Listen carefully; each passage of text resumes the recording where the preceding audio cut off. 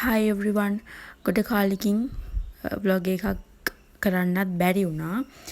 මේ තියෙන්නේ එවින්ට අකුරු කියවපු දවස.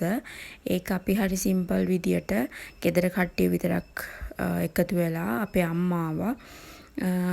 එකතු වෙලා පොඩි සිම්පල් විදියට එයාට අකුරු කියෙව්වේ. පළතුරු වට්ටියයි කැවලි වට්ටියයි. එයාට මම්මා කේක් එකක් එව්වා. කිරිබත් කැවුම් ඒවා තියලා ඕනි කරන පොත්පත් එතනට තියලා තමයි කියවුවේ. ඊට පස්සේ එයාට වෙලාව බලපුවාම කියවන්න අකුරු වගයක් දීලා තිබ්බ මුලින්ම කියවන්න.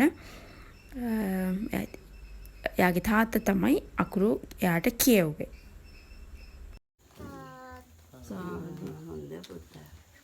මං කිව්වම කියන්නේ අයන්න අයන්න අල්මයන්න මායන්න අම්මා අපි අයන්න ලියමු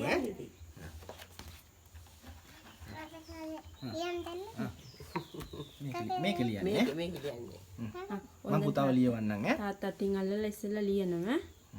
ඊපස්සේ පුතා ලියන. අපි අයන්න ලියමු එයාට චොක්කල අල්ලගන්න දෙන්නකෝ. පුතා අල්ලගන්නකෝ. දැන් ලියමු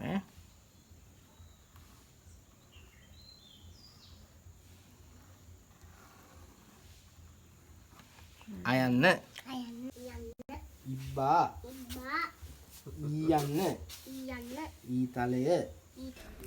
එයා එක හරි උනන්දුවෙන් ආසාවෙන් කරා. ඒක අලුත් එක්ස්පීරියන්ස් එකක් හින්දා. ඉතින් ඔන්න ඔය විදිහට තමයි අපි එයාට අකුරු කියෙව්වේ. එදා අපෙන් අම්මා විතරයි ආවේ. අපි ඒක සතිය දවසක් නිසා කට්ටියන්ට කිව්වෙත් නෑ. එන්නත් අපහසු නිසා. එයා ඉතින් හරි ආසාවෙන් මේ වැඩේ කළා.